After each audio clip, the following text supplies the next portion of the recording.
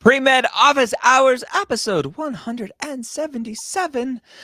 My name is Dr. Ryan Gray, your host here for another amazing day of Premed Office Hours. We are here.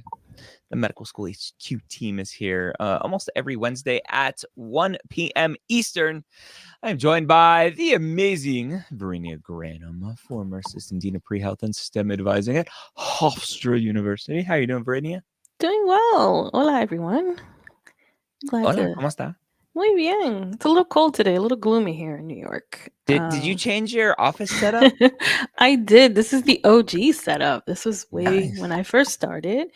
Yeah, life has been weird lately, so I thought, well, let me try getting a new new perspective on things, both figuratively and literally, and we'll see where it takes us. Plus, I love my wall art. Yeah, I love it. Nice, some abstract art and some birdies. And a dead tree with a heart in the trunk. I love it. It's not dead. I literally had this conversation with my 5 and 9-year-old today. It's really my 5-year-old, because my 9-year-old knows, right? When trees lose their leaves, they're not dead. And my son was like, the trees are dead. I'm like, no, they're not dead. They're just resting for the winter. They're sleeping. They're focusing on their roots. And all that energy so they can bloom. So. Exactly. So anyway, that tree's not dead. It's just resting. Just resting. Also joining us today, Courtney Lewis, former director of admissions at Burrell College of Osteopathic Medicine. How you doing, Courtney? Good. I enjoy our random bits of conversation at the beginning of these things, just to check in and everything. Excited about the next cycle coming up and some holiday travel to see some family. So I always love this time of year. Yes, it is the most wonderful time of the year, as a specific song mentions. It can be. It is also potentially a hard time of year for lots of people. So if you're out there struggling, please get some help. Courtney, it is very gloomy outside. Super great. We were just talking have, about an atmospheric river coming your way, or has it hit already? Oh, it hit. I've seen tons of rain and flooding and stuff in northern Washington. Yeah, it's just gonna be like this. This will be my backdrop for the next 6 months. So let's just buckle up. I'll send you my tree if you want, so you can have some life. I'm gonna have to get one of those vitamin D lights or something, because a sad light. Coming from New Mexico, I'm definitely gonna get the sad stuff. So seasonal affective disorder, also known as SAD, which is the perfect acronym for it. What you can do is you get some dry erase markers, which work very well on Windows. Just get a bunch of blue ones and then just color it all blue. So as the light comes in, it looks like it's blue and sunny. I could just put screens on it. You could. So great ideas. Great ideas coming. Yes. We are here for the next, 53 minutes or so to answer your pre-med questions. We have 2 amazing pre-med experts, and then me, who is just some random dude that talks on a microphone, helping you get into medical school, answering all of your pre-med questions. Use us as free pre-med advising for the next hour. If you need some one-on-one advising as well, we are available for that. Our schedules are filling fast for the next application cycle. Courtney, Verinia, Dina on our team, and Dr. Scott Wright all see students one-on-one. So if you need some help, go to medicalschoolhq.net today to go check out our advising options. Awesome. All right, let's rock and roll. Charbel, is it okay to take less credits during next semester because I will be studying for the MCAT?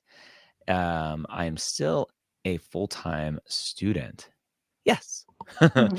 Courtney, this comes up all the time, right? Our students is like, are they going to nitpick if I take 9 credits instead of 12 credits, or 12 credits instead of 14 credits, or 14 credits instead of 18 credits? Are they gonna knock me down for that? Do admissions committees have time to nitpick an application like that?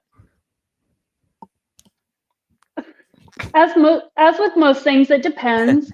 For the most part, no. I would say, especially if you're full-time, if you drop from like a 15 to a 12, that is really, really not problematic. If you go to a half-time and they can see the overlap, it'd be fine. We've seen so many applications that you could pretty quickly make assumptions and then just move on. The question will come in as if it introduces any risk, right? Are you taking a very low volume of credits and doing very poorly in them, and you also have a low MCAT score during that time? I think that would be the only, it's when you have kind of the low end of the polarization where it may introduce some risk that's unwanted. But if you are floating there, you're still doing well, you're at full time, it's just a little bit less to help you focus on the MCAT, I would encourage you to do that. That sounds like sound strategy. So that would be the only thing that would come into play. Yeah. Okay. Alrighty. You're fine, Charbel. You're just fine. All right. Next question from our friend Cameron. Cece, I start scribing this month. Congrats. I'm a junior, thinking of applying next cycle. With COVID happening my freshman year, not affording transportation till now. Is the timing of my experience a red flag? Verinia, also another very common question, especially students. We're kind of post-COVID at this point. Students who the first couple of years of their education couldn't get some experiences because things shut down. Cameron in a very similar kind of a common situation where transportation wasn't affordable, although I kind of argue with that one, right? Most places have public transportation. You don't have to own a car to use Uber or Lyft or bum a ride from a friend, whatever. But hey, it is what it is. A lot of students kind of cramming in experiences later on, kind of right before a cycle. What are some issues that come from that, if any? Yeah, it's not advisable because you don't want to cram everything just before you're applying. It's going to look inconsistent. It's going to look like you sort of just made this decision. Oh, hi.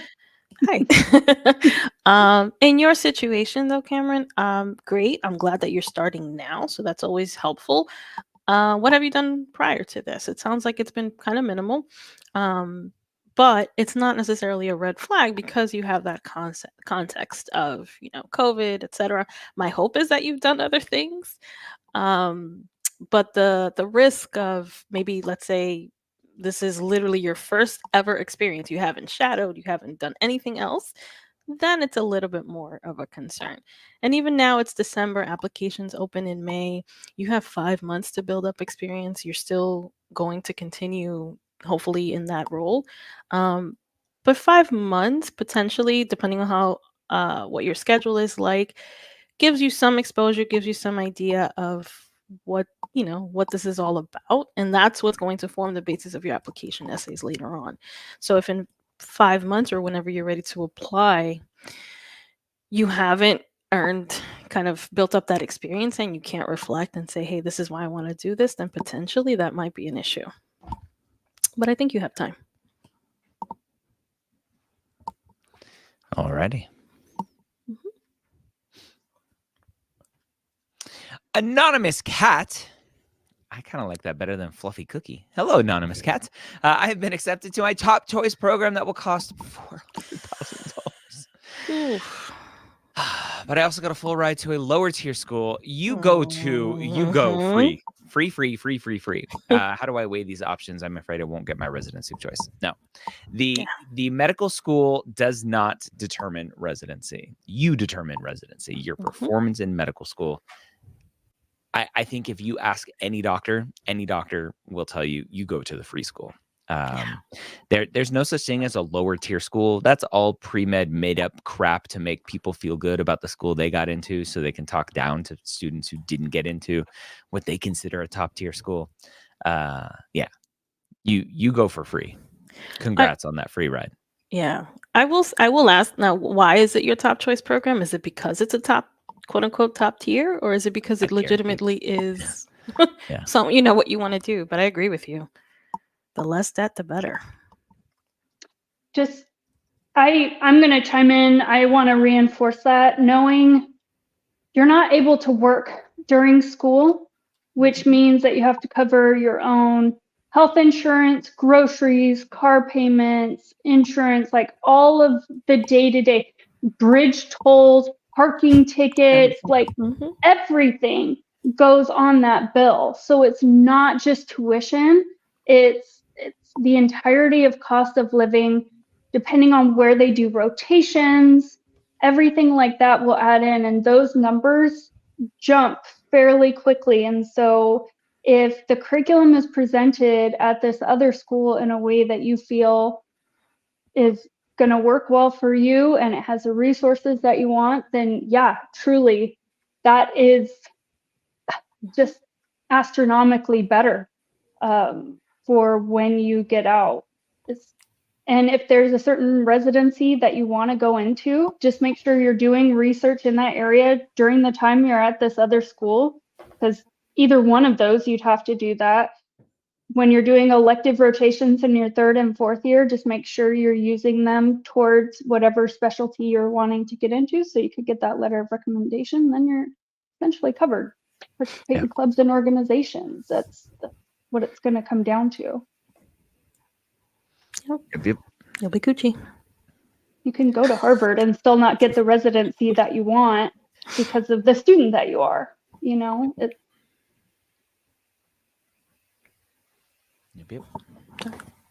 Go for free. Go for free. Can't emphasize that enough.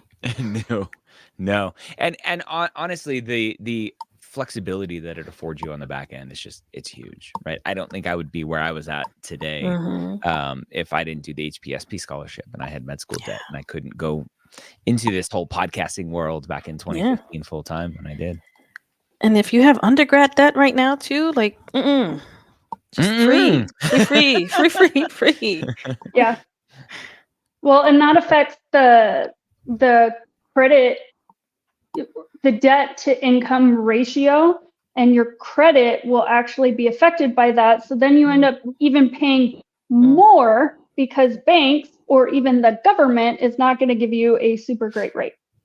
And heaven forbid you defaulted one time on an undergrad payment. I mean, good luck at that point. So it's take the full ride, take it and run. One of the students I'm doing mock interviews with right now, her brother has a full ride to NYU for neurosurgery. It's like, who even gets that? How smart is it? Wow. A little bit of pressure for her on the back end. I know. Jeez. All right. Beat that one to death. Rania, our school's strict when it comes to their MCAT deadlines, retaking it, and I was wondering if I could push it back a bit. Yeah, if they have a published date in terms of their latest MCAT that they'll accept, yeah, I would go by that rule. Published stuff is out there, so they're gonna go by it. Yeah, and if you're not feeling ready, I mean, I don't know if anyone ever feels ready, but if you're really struggling and your practice scores are not where you really know that you need to be at, then maybe potentially it's not time, right? If you're thinking about next cycle, there's still time, but just something to think about. Yup. That newsman animated. How should you write into your application you have co-written a novel that have published it? And that hopefully you proofread your book better than you proofread this comment. And that you have another book that will be out after the application cycle, but is complete. Yeah, Courtney, I mean, this is where the activity section comes into play, right? Yep, exactly. Yep, this is where that information is appropriate that you can apply into it. So this sounds exactly like one of those activities or extracurriculars that you're going to put in there. So pretty straightforward. Yep. Yep. That's where it goes.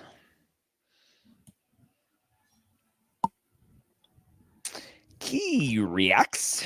Is medical school still possible as a parent? 100%. 1,000,000,000%. As Ryan likes to say, anything is possible. Anything. Anything. Yeah. There are plenty of parents.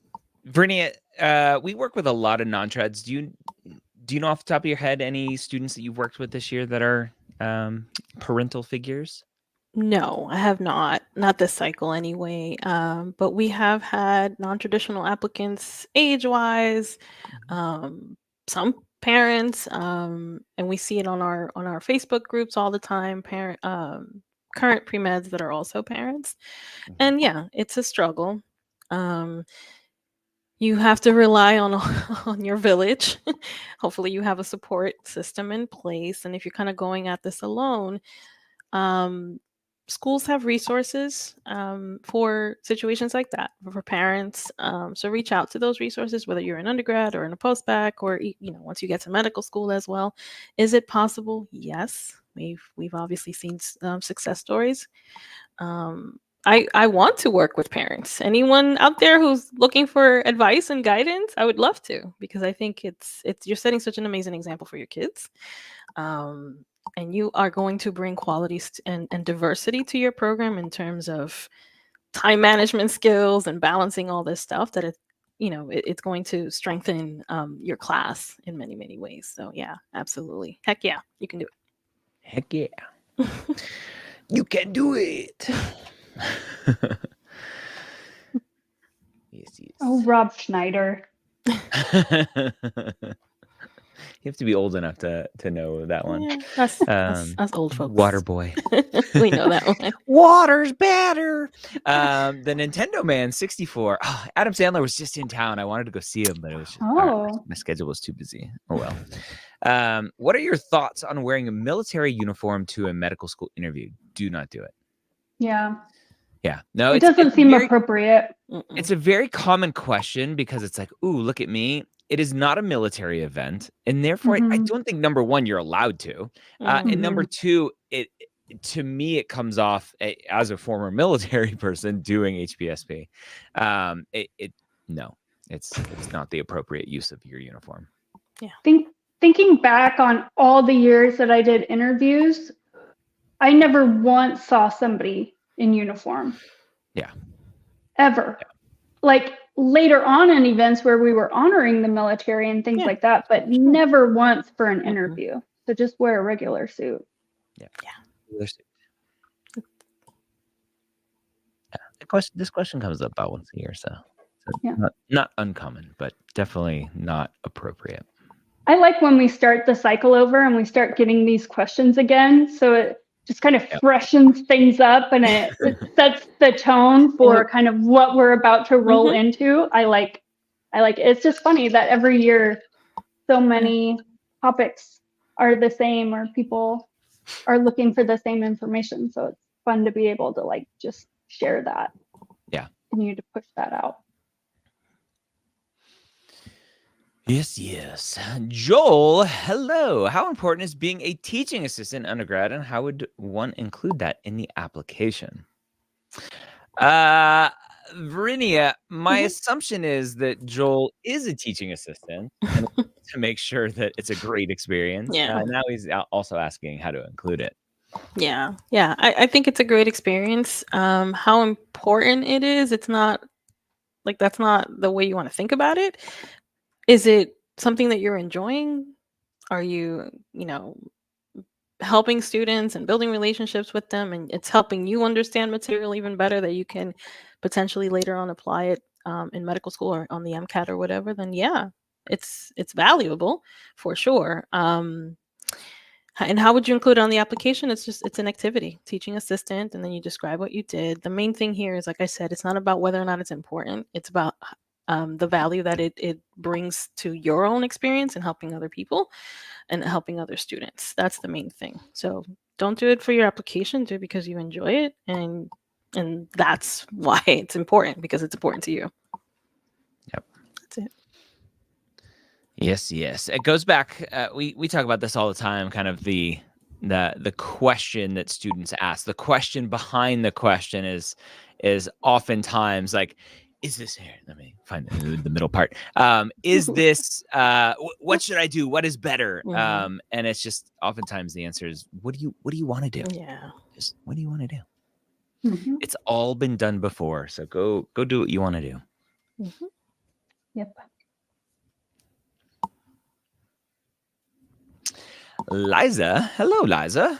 I'm assuming, or Lisa. Different way to spell Lisa, but Liza. I am currently a sophomore with no experience shadowing and no community service hours. I am transferring to a 4-year school from a community college. Cool. There's a question there. I'm like, cool. Thanks for telling us. What are some initial steps that I should take to make myself a viable applicant for medical school? So Courtney, that's a loaded question. Liza here is an unmolded ball of clay. Let's mold her into the perfect medical school applicant. Where do you start? Okay. When you transfer to that 4-year institution, I would say the jump or change in curriculum, if you can perform well during that semester or a year of transition, it will reflect a bit better on your academic performance. So if you need to, give yourself some buffer time to study or go to office hours or whatever it is you need to do and kind of pace yourself there.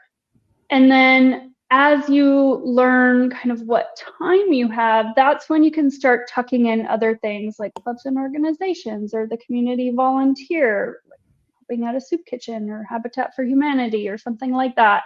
And then the shadowing and your clinical experience hours, you kind of filter those in as you go to show consistency, but also just to be able to have any type of balance in your life, because not everything can be at 1,000 all at once. So that's kind of how I would project this next little chunk of time. But it's a great time to be asking this question because your journey can be very strategic. You could be really thoughtful with your timing and the pacing of your courses and how you factor things in instead of having to go back, redo things because you were unaware of them, and come to us for advising because we help with that. We can look at your curriculum. We can chart out how to do experiences. We can act as sounding boards and things like that. And you just have a check-in with us. And that could be helpful too if you need a pre-health advisor. I was just about to say that. To be the best pre-med out there, sign up for MAPT. MAP.com. You can enter in all your courses, all your activities, track them there. And if you sign up for the pro level, you get access to chat advising, which Courtney was just mentioning. You can check in with us, see how your application is looking as you move through the process. And you're a sophomore now, so this is a great time to take advantage of that because you'll have guidance a year or two before you have to apply or are thinking of applying. So highly recommend MAP.com.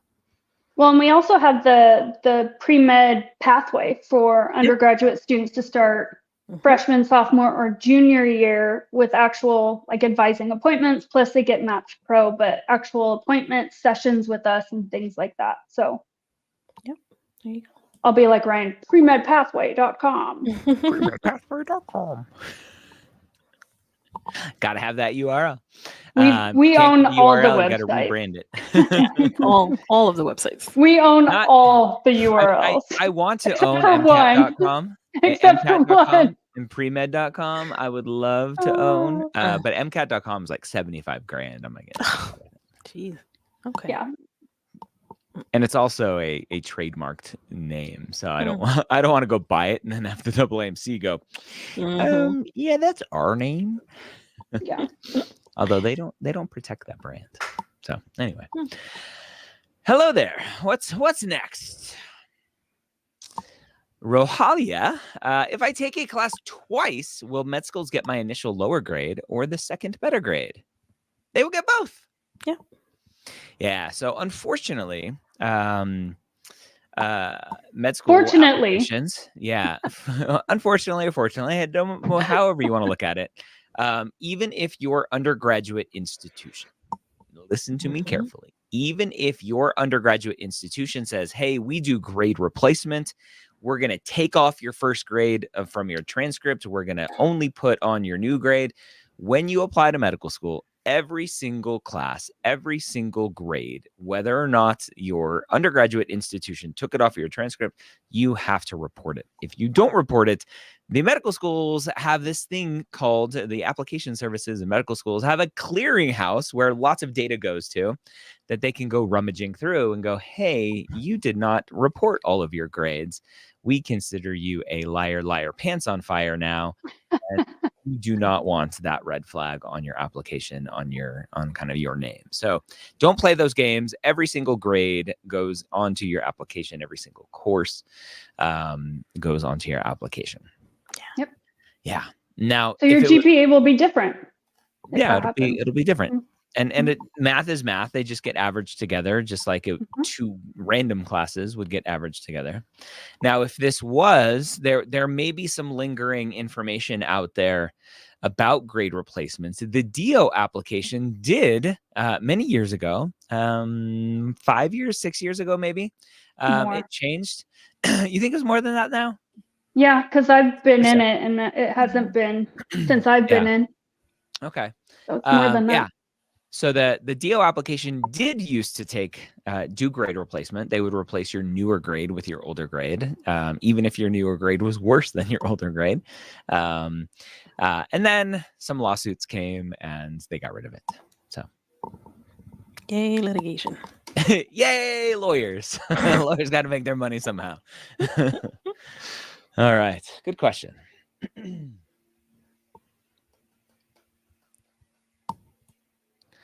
Allergy. Does caregiver for people with developmental disabilities count as clinical experience? I work full time and I can shadow like 3 months before applying. Is it clinical? Verinia? Is it? Is it clinical? I need some like Jeopardy music to play with it as we ponder. Yeah, we need like a button or something with cheers in the background. Cheers. I can do the cheers. Yeah. or if Verinia says no, it's not clinical, then I can do that. Yeah. I love that. Alaji, is it clinical? Potentially. It depends on what you're doing. You're providing care. What does that look like? Chances are it's helping with activities of daily living, caring for them, feeding, potentially, that kind of thing. Then yes, that's clinical. What I'm a little bit more concerned about is the working full time and can you shadow for 3 months before applying? Does that mean that's the only shadowing experience that you have? If it is, then that's okay, but you probably want to try to, I don't understand why specifically 3 months before applying. You have time, you can start shadowing now. But yeah, in general, providing care in a way like this, where you're caring for another person's health, that's clinical. That's clinical experience. But try to see if you can shadow also. It shouldn't be your only clinical experience. You want to get out there and observe in a clinical setting too. Mm-hmm.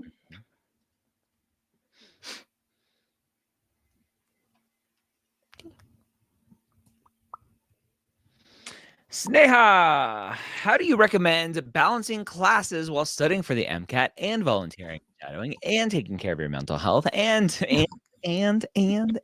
Courtney, this process is not for the faint of heart. And this is just the beginning, right? As a pre-med student, med school is even tougher, residency even tougher. Then eventually as an attending, it's still not easy. I'm in physician groups and I see lots of first year attendings being like, this is the hardest I've ever worked. Does it get any better? and physicians come and say, yes, it gets better. What do you recommend? How do you recommend a bunch of self-care here and priority balancing, all that stuff? Yeah, I think it depends on the person. Some people need help being disciplined. Others are very disciplined and need help stepping away. I think you need to be honest with yourself on what kind of prep you actually need for the MCAT, because it's usually the bane of everybody's existence. So if you need to learn how to interpret the passages, to go over content material, and you know, previously you haven't done as well on standardized tests, then you need to really set aside some serious time and maybe have help from others in structuring that. So, you know, other things would then go out of balance, but you can't do everything at 1,000, and they're not expecting you to do these things all simultaneously. That's why pacing and doing things here and there over time, those hours add up and that perspective adds up and things like that. So if for a short period of time, you need to decrease in some of these other extracurricular areas or experience areas, while not, you know, maybe letting everything go and only studying for the MCAT, then do that. Taper off if you can. Some people cannot do that, and that's understandable because that's what pays the bills. So I think it's being honest with yourself. I think there are resources on campuses for learning specialists, for helping with university things like this, where they can help you structure out schedules, day-to-days, things like that. Not putting it to the last minute. But yeah, a lot of the times it's more so enjoying the journey, which means taking a step away sometimes. If you're somebody who is very disciplined and been charging at this full speed, take a break. Take a couple mentee bees, all right, and watch a show or go to a football game or go out to eat with some friends and things like that.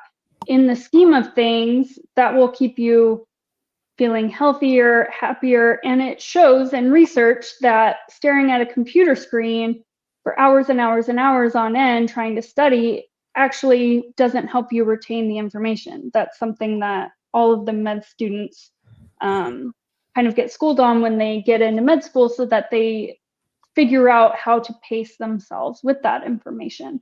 So try to just take some time for yourself, be disciplined on the things that you need to be disciplined on. And if you need help with structuring, there are resources for that. And, you know, things are just going to have to be shifted priority wise and the hours devoted to them during certain time periods along this journey. That's what being an adult is in managing your time, right? I know, right? Like, any person, right? We have to get our chores done for house upkeep, for dry cleaning, for scheduling doctor appointments. Like, life still goes on. So have some things in place that will help you not feel completely overwhelmed and burnt out before you even start. It's not helpful to burn yourself out. That's most often what I see with pre-meds that carry on to be medical students and then doctors. There is an element of, you know, kind of overachiever, right? Where you hold yourself accountable to a lot. So usually it's not a discipline thing. It's a being disciplined about taking breaks kind of thing, or having some fun kind of thing. Yeah. Plan the work the plan, get a calendar, stick to it. And yeah, this is one of the seasons of life that I think you just have to understand, right? Whole work-life balance is, for me, a big myth. We all go through seasons of life where we work harder during some seasons. Even for us as an advising team, we go through cycles during the school year where it's very busy when the application cycle opens up, and then it dies down as students are kind of coming out of the application cycle. And we know some of those busy times, it's like, oh, my hair's on fire and I got to hold my breath for a little bit. And then we get through it and it's like, okay, I can breathe again. That's life. Victoria, I'm a licensed professional counselor doing a post-bac summer of 2023. I just earned my PhD. Hello, Dr. Victoria, in marriage and family therapy, October 2023. Congrats. That's amazing. Yeah. Will my experience in mental health count as clinical experience? Verinia, is it clinical? It's clinical. Marriage and family therapy, mental health counseling. I don't see mental health counseling as clinical.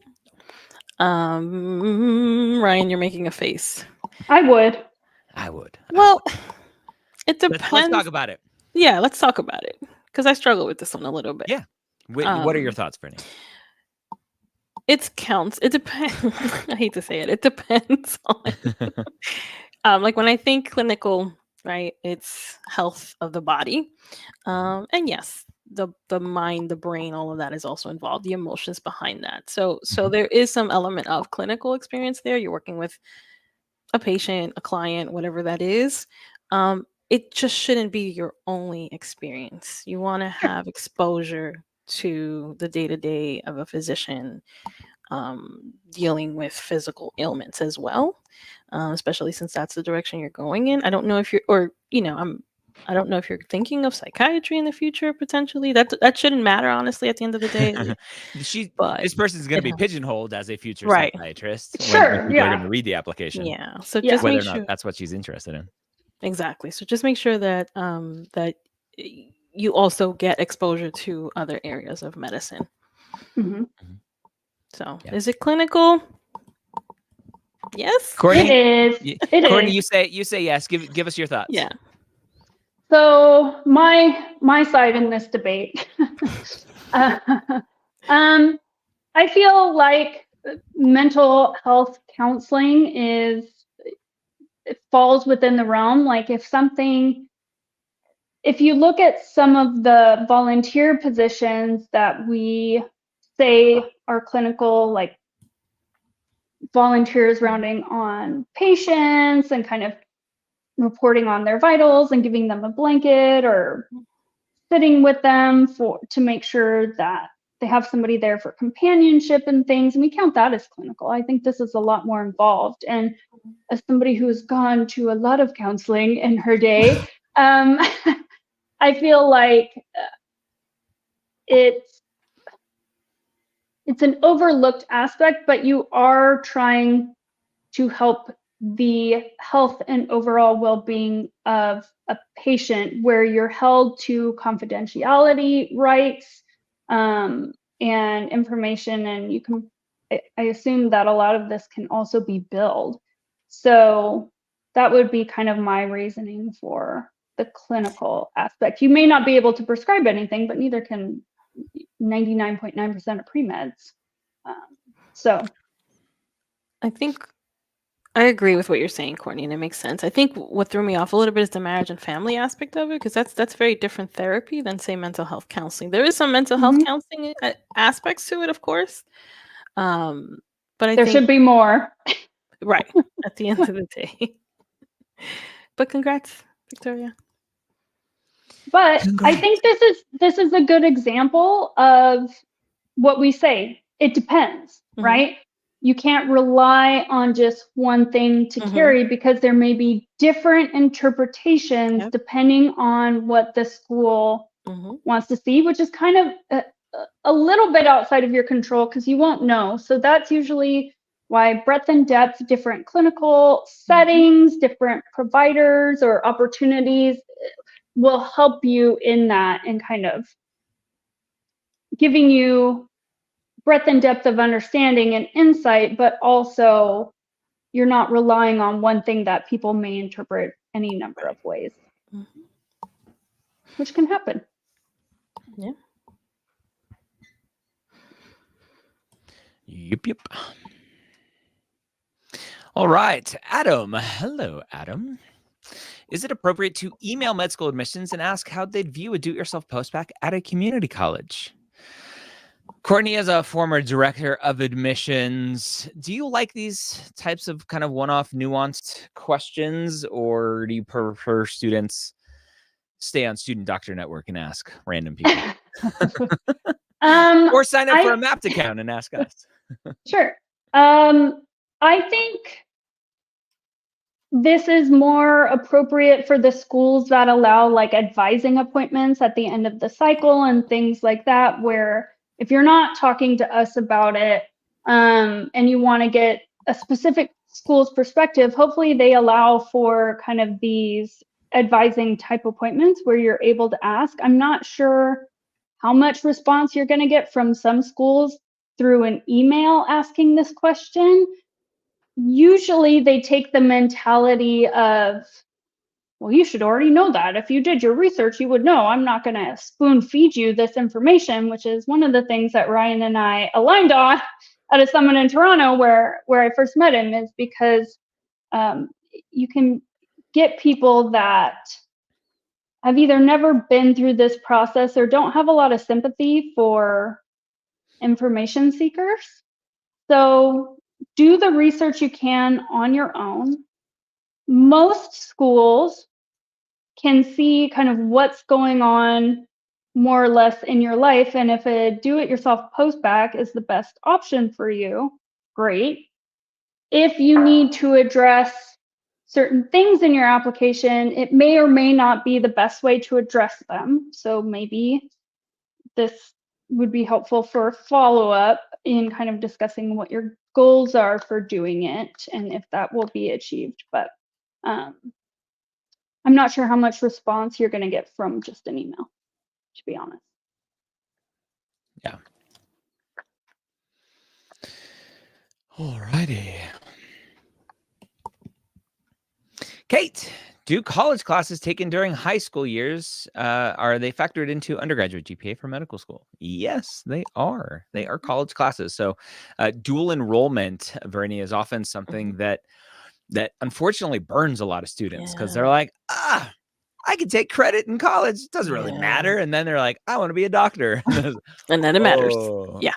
Then it matters. Talk about that. Yeah, because they are college level courses. And when you're taking them in high school, you may not be prepared for them. And so you may not take them as, seriously or whatever that may be. Or maybe you just struggled in them. And, when you apply to medical school, you have to submit transcripts for every kind of undergraduate course that you've taken throughout your entire career. Yeah, that includes dual enrollment courses. So any missteps along the way, unfortunately, will still show up. But hopefully, right, you kind of look back and you see there's been an improvement as you've progressed in undergrad, or maybe you need to potentially consider some additional coursework to show improvement. So you have options. But yeah, those classes will be factored in. Yep.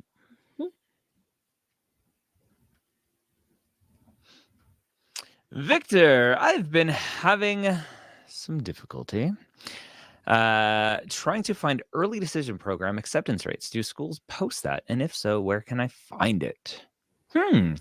I don't know if I have ever seen any sort of early acceptance rates. My question, Victor, is what does it matter? So let's ponder for a minute. Number one, if you're looking around at all of the programs and going, who has the best acceptance rate? I'm going to apply to that program. That's not the point of early decision, right? Programs. Early decision programs are, I have really strong ties to this program. This is my school. I want to get down on one knee and propose to you. Every other school is invisible to me. You are my one true school. That's what those programs are for. Some schools even want you to call them before you apply and have a conversation with them, and they'll tell you, yeah, you should apply or you shouldn't apply. They're very strict oftentimes with who they want applying and who they accept through the early decision program. It's not oftentimes students think early decision equals easier to get in, and that's just not the case. That's not what early decision is for. So if there's one program out there, like you're tied to that program, maybe you have a spouse who works at that school, your kids are integrated in the community, you're taking care of a sick family member, you need to stay in that spot. Those are oftentimes very good reasons to apply early decision to one program. So yeah, that's my thoughts. Courtney, anything to add there for early decision? No, I agree. They're risky for sure. I don't think I know any place where they do post that information. I'm the same as you. I've never gone looking for it specifically, but I also don't remember ever coming across it. And putting my director hat back on, I can understand why I wouldn't want to have to publish that information. But I agree with what you were saying as far as who should be utilizing the early decision process. I mean, you have to have a really strong tie to the school, compelling, where it's just like,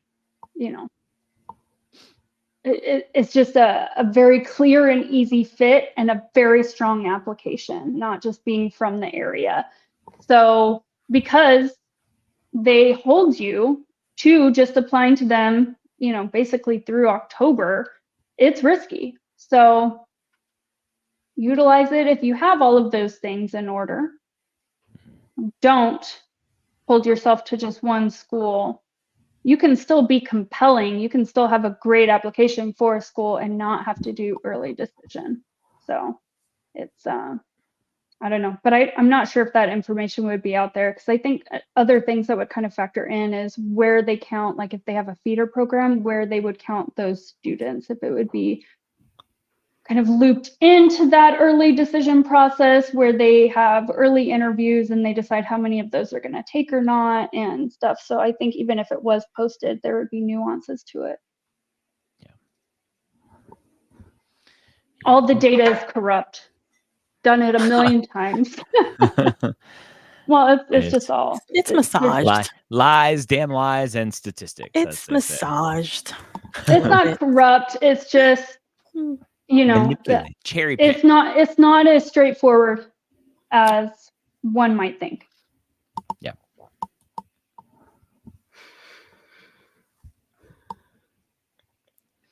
Natalie, will the enrollment for Application Academy reopen? It will. We will be reopening soon. Yeah, I think on the schedule, my team doesn't know this yet. I think we're supposed to do a workshop next week, but I don't think we should do a workshop next week. Like you guys aren't involved in it, so it's like the workshop that I do to promote Application Academy. We're going into final season, and like signing up for Application Academy is not on people's mind right now, except for Natalie. But yeah, I think we'll definitely keep an eye out. But we'll definitely be opening Application Academy beginning of the year to start promoting it again. But I think there's a small window at the end of this year too. Yeah, because I just did one of the welcome sessions this week for the new cohort coming in, and there's a decent turnout for that. So obviously some people were getting on it. But yeah, we had one yesterday too. Look out. Very big. Join us. It's the best product on the market for the $1 price point. I'm telling you. Heck you cannot get better. You just can't. You can't. It does not exist.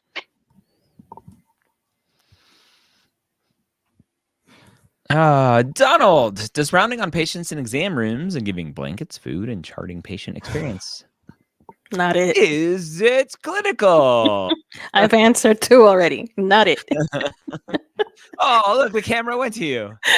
I'm kidding. Maybe I should start with explaining what clinical is. So clinical experience, for everyone listening and watching, is any experience where you are directly involved in the caretaking of another human being, right? You're directly responsible for their well-being, their health in some way. So yeah, that can include rounding on patients, giving them blankets, food, charting patients' experience. It sounds like you're a medical assistant almost. So yeah, that's absolutely volunteer. Or volunteer. But yeah, absolutely, that's clinical experience.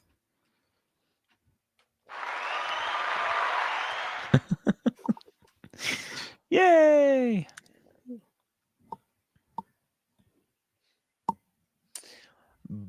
Brian, can you talk about the different types of medical school curriculum, subject-based versus traditional versus problem-based? Do these make a difference in choosing schools for your school lists? It should. Ooh, I think it should. I wish I knew some differences back when I applied. Courtney.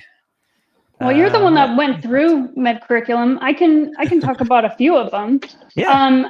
I love this question. I wish more pre-meds had this at kind of the forefront of their minds when they were looking, because I think it makes quite a bit of difference. If you are somebody, let's say, even aside from the curriculum content, if you're somebody, you don't feel lectures are that effective. If you have the slides, you move through them, you listen to everything on double pace, and self-study works well for you, then maybe you don't go to a school where it's mandatory attendance for lecture, because then you will be forced to do that and then study on your external time. So these types of things matter when it comes to your day-to-day and you having things that work for the way that you learn. Now, there's going to be resources at each school that will help you. But so as far as the different types of curriculum, there's kind of a system-based integrated curriculum, which would be each system, like renal, neuro, cardio, gets broken down into a number of weeks. They call it a didactic. And each faculty member will be in that same system. So everything is focused on that system as far as content.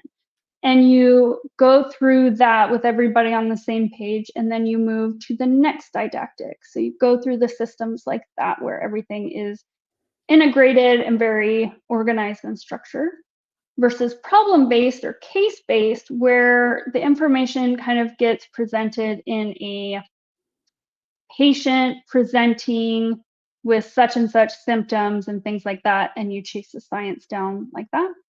There's different formats for presenting each of these different types of curriculum, though. So very different formatting, teaching styles, and things like that. Ryan, I don't know. You probably have more. No, I mean, that's the gist of it, I think. And yeah, as we kind of already said, it should go into your decision making for school lists. When I talk about building a school list, one of the first things I mentioned is curriculum. I went to a traditional curriculum school. I would have done much better at a systems-based school. I didn't know the difference when I applied. And systems-based schools, because I'm old, were less popular back in the day when I was a kid. And so, yeah, I would have done much better, right? Traditional is kind of learning everything in silos, and the way my brain works, I didn't like that. I would have loved to learn everything together. So yeah, those are the big ones.